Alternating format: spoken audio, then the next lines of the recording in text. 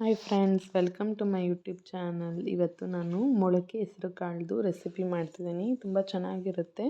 ಇದು ರೈಸ್ಗೆ, ಚಪಾತಿಗೆ, ಇಡ್ಲಿಗೆ, ದೋಸೆಗೆಲ್ಲ ಚೆನ್ನಾಗಿರುತ್ತೆ. ಹೇಗೆ ನೋಡ್ಕೊಂಬರೋಣ ಬನ್ನಿ ಹೇಗೆ ಮಾಡೋದು ಅಂತ.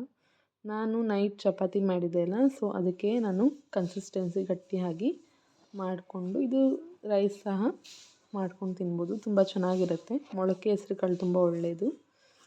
ಸೊ ಇದು ನೈಟು ನೆನೆಸಿಟ್ಟು ಒಂದು ಬಟ್ಟೆಯಲ್ಲಿ ಮುಚ್ಚಿಟ್ಟು ನೆಕ್ಸ್ಟ್ ಡೇ ಮಾಡಿದ್ರೆ ಈ ರೀತಿ ಬರುತ್ತೆ ಮೊಳಕೆ.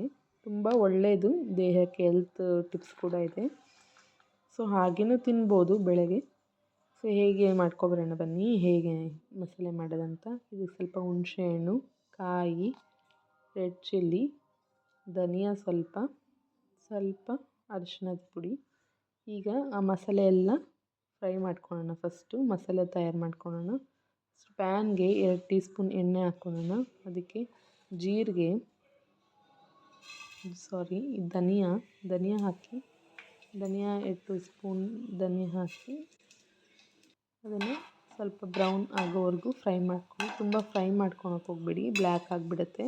ಅದಕ್ಕೆ ನಾವು ಬ್ಯಾಡಗೆ ಮೆಣಸಿನ್ಕಾಯಿ ತೊಗೊಂಡಿದ್ದೀವಿ, ರೆಡ್ ಚಿಲ್ಲಿ. ನಿಮ್ಗೆ ಖಾರ ಎಷ್ಟು ಬೇಕೋ ಅಷ್ಟು ಹಾಕ್ಕೊಬೋದು. ನಾನು ಇಷ್ಟು ಹಾಕ್ಕೊಂಡಿದ್ದೀನಿ.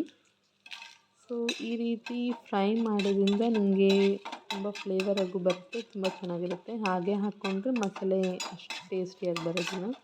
ಇದಕ್ಕೆ ನಾನು 1 ಕಪ್ ಅಷ್ಟು ಕಾಯಿ ಹಾಕ್ಕೊಂಡಿದ್ದೀನಿ, ತುರಿದಿದಂಥ ಕಾಯಿ 1 ಕಪ್ ಅಷ್ಟು ಹಾಕ್ಕೊಂಡಿದ್ದೀನಿ. ಸೊ ಇದಕ್ಕೆ ಹುಣಸೆಹಣ್ಣು ನಾನು ಸ್ವಲ್ಪನೇ ಹಾಕಿದ್ದೀನಿ, ಹುಳಿ ಜಾಸ್ತಿ ಬೇಕಾದರೆ ಹಾಕ್ಕೋಬೋದು. ಸೊ ಇದಕ್ಕೆ ಅರಿಶಿನ ಹಾಕ್ಕೊಂಡಿದ್ದೀನಿ. ಇಷ್ಟು ಸಾಮಗ್ರಿ ಇದ್ದರೆ ಸಾಕು, ಸಾಂಬಾರು ರೆಡಿ ಆಗುತ್ತೆ. ಸೊ ಇದಕ್ಕೆ ಒಂದು ಪ್ಯಾನ್ಗೆ ಎಣ್ಣೆ ಹಾಕ್ಕೊಳ್ಳೋಣ. 2 ಟೀ ಸ್ಪೂನ್ ಎಣ್ಣೆ ಮತ್ತು ಜೀರಿಗೆ ಹಾಕ್ಕೊಳ್ಳೋಣ. ಜೀರಿಗೆ ಜೀರ್ಣಕ್ಕೂ ಒಳ್ಳೆಯದು. ಮತ್ತು ಸಾಸಿವೆ ಹಾಕ್ಕೊಳ್ಳೋಣ. ಇದು ಆದಮೇಲೆ ಗ್ಯಾಸ್ ಫ್ಲೇಮ್ ಆಫ್ ಮಾಡಿಕೊಂಡು ನಾವಿವಾಗ ನೆನೆಸಿಟ್ಕೊಂಡಿರ್ತೀವಲ್ಲ ಮೊಳಕೆದು, ಅದು ಹಾಕಬೇಕು. ಸೊ ದೊಡ್ಡ ಉರಿಲಿ ಹೈ ಫ್ಲೇಮಲ್ಲಿ ಇಟ್ಟು ಬೇಯಿಸ್ಕೊಳ್ಳಿ. ಹೈ ಫ್ಲೇಮ್ ಇಡೋದ್ರಿಂದ ಸ್ವಲ್ಪ ಬೇಗ ಬೇಯುತ್ತೆ. ಇದು ಕುಕ್ಕರ್ಗೆ ಹಾಕ್ಕೊಳಕ್ಕೆ ಹೋಗ್ಬಿಡಿ, ಒಂದು 10 ನಿಮಿಷ ಬೇಯಿಸ್ಕೊಂಡ್ರೆ ಸಾಕು, ಬೇಗ ಬೆಂದೋಗಿರುತ್ತೆ. ಕುಕ್ಕರ್ ಹಾಕಿದ್ರೆ ಏನೂ ಸಿಗೋದಿಲ್ಲ. ಸೊ ಇದೆಲ್ಲ ನಾವು ಆರಿರುತ್ತಲ್ಲ ಮಿಕ್ಸಿಗೆ ಹಾಕ್ಕೊಳ್ಳೋಣ. ಕಾಯಿ, ಧನಿಯಾ ಮತ್ತು ಕೆಂಪು ಮೆಣಸಿನ್ಕಾಯಿ, ಹುಣಸೆಹಣ್ಣು, ಅರಿಶಿನ ಏನೇನು ಹಾಕ್ಕೊಂಡಿದ್ದೀವಿ ಎಲ್ಲನೂ ಗ್ರೈಂಡ್ ಮಾಡ್ಕೊಳ್ಳೋಣ. ಇದಕ್ಕೆ ಎಷ್ಟು ಬೇಕೋ ಅಷ್ಟೇ ನೀರು ಹಾಕ್ಕೊಳ್ಳಿ. ನಾನಿದು ಚಪಾತಿ ಮಾಡ್ಕೊಳೋದ್ರಿಂದ ಗಟ್ಟಿ ಮಾಡ್ಕೊಂಡಿದ್ದೀನಿ. ನೀವು ಬೇಕಂದರೆ ನೀರು ಅಂದರೆ ನೀರು ಹಾಕ್ಕೋಬೋದು.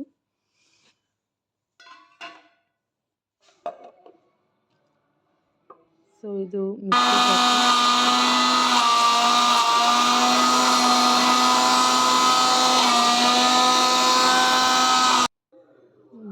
ಆಗಿದೆ.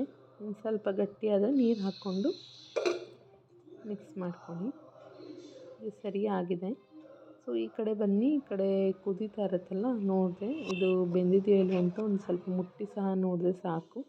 ಸೊ ಇದು ಆಗಿದೆ. ಸೊ ಇದಕ್ಕೆ ರುಚಿಗೆ ತಕ್ಕಷ್ಟು ಉಪ್ಪು ಹಾಕ್ಕೊಳ್ಳೋಣ. 1 ಟೀ ಸ್ಪೂನ್ ಉಪ್ಪು ಹಾಕ್ಕೊಳ್ಳೋಣ. ರುಚಿಗೆ ಎಷ್ಟು ಬೇಕೋ ಅಷ್ಟು ಹಾಕ್ಕೋಬೋದು. ಎಲ್ಲ ಮಿಕ್ಸ್ ಮಾಡಿ. ಸೊ ಇದು ಚೆನ್ನಾಗಿ ಬೆಂದರೆ ನಿಮಗೆ ತಿನ್ನೋಕ್ಕೆ ಚೆನ್ನಾಗಿರುತ್ತೆ. ಗಟ್ಟಿ ಇದ್ದರೆ ಸ್ವಲ್ಪ ಕ್ರಿಸ್ಪಿಯಾಗೂ ಇರುತ್ತೆ. ಸೊ ಇದೊಂದು 5 ನಿಮಿಷ ಮುಚ್ಚಿಡೋಣ. ಇನ್ನು ಸ್ವಲ್ಪ ಬೇಯಬೇಕು. 5 ನಿಮಿಷ ಆದ ನಂತರ ನೋಡಿ ಬೆಂದಿದೆ. ಸೊ ನೀರೆಲ್ಲ ಹೀರ್ಕೊಂಡಿದೆ. ಫೈನ್ ಬೆಂದಿದೆ ಇದು. ಇದಾದ ನಂತರ ನಾವು ರುಬ್ಬಿಟ್ಕೊಂಡಿರ್ತೀವಲ್ಲ ಪೇಸ್ಟು, ಮಸಾಲೆ ಪೇಸ್ಟು, ಅದನ್ನು ಹಾಕೋಣ. ರೆಡ್ಡಾಗಿ ಕಾಣಿಸ್ತಿದೆ. ಇದನ್ನು ಹಾಕಿ ಚೆನ್ನಾಗಿ ಮಿಕ್ಸ್ ಮಾಡ್ಕೊಳ್ಳೋಣ. ಸೊ ಇದು ಚೆನ್ನಾಗಿ ಕುದಿಸ್ಬೇಕು. ನೀವು ಮಿಕ್ಸ್ ಮಾಡಿದ ನಂತರ ಕುದಿಸ್ಬೇಕು. ಯಾರು ನಮ್ಮ ಯೂಟ್ಯೂಬ್ ಸಬ್ಸ್ಕ್ರೈಬ್ ಮಾಡ್ಯಾರ ಪ್ಲೀಸ್ ಸಬ್ಸ್ಕ್ರೈಬ್ ಮಾಡಿ, ಶೇರ್ ಮಾಡಿ, ಲೈಕ್ ಮಾಡಿ, ಸಪೋರ್ಟ್ ಮಾಡಿ ಕುಕಿಂಗ್ ಚಾನಲ್. ಸೊ ಮತ್ತು ಇದು ವಿಸಿಟಿಂಗ್ ಬ್ಲಾಗ್ ಮತ್ತು ಬೇರೆ ರೀತಿ ಗಾರ್ಡನಿಂಗ್ ಮಾಡಿದ್ದೆಲ್ಲ ಹಾಕಿರ್ತೀನಿ. ಸೊ ಮೇನ್ ಕುಕ್ಕಿಂಗ್ ಮಾಡಿದ್ದನ್ನ ಹಾಕ್ತಿದ್ದೀನಿ. ಸೊ ಇದಕ್ಕೆ ನೀರು ಕನ್ಸಿಸ್ಟೆಂಟ್ ನೋಡ್ಕೊಂಡು ಹಾಕ್ತೀನಿ. ಚೆನ್ನಾಗಿ ಮಿಕ್ಸ್ ಮಾಡ್ಕೊಳ್ಳಿ. ಕುದಿ ಬರಬೇಕು. 5-10 ಮಿನಿಟ್ಸು ಇಟ್ಟು ಉಪ್ಪು ಬೇಕಾದರೆ ಹಾಕ್ಕೋಬೋದು. ನೋಡಿ ಈ ರೀತಿ ಕುದಿ ಬಂದರೆ ಇದು ಫೈನ್ ಮಸಾಲೆ ಆಗಿದೆ ಅಂತ. ಸೊ ತುಂಬ ಟೇಸ್ಟಿಯಾಗಿತ್ತು. ನಾವು ಟೇಸ್ಟ್ ಮಾಡಿದ್ವಿ. Best combination for chapati, dosa, rice and idli. ನೀವು ಕೂಡ ಟ್ರೈ ಮಾಡಿ ಹೇಗಿದೆ ಅಂತ ಕಮೆಂಟ್ ತಿಳಿಸಿ. ಇದು ಚಪಾತಿ ಜೊತೆ ಮಾಡಿದ್ದೆಲ್ಲ ನಿಮ್ಗೆ ತೋರಿಸ್ತಿದ್ದೀನಿ ನೋಡಿ, ತುಂಬ ಚೆನ್ನಾಗಿರುತ್ತೆ. Thank you for watching. Next ವೀಡಿಯೋದಲ್ಲಿ ಸಿಗೋಣ. ಬಾಯ್.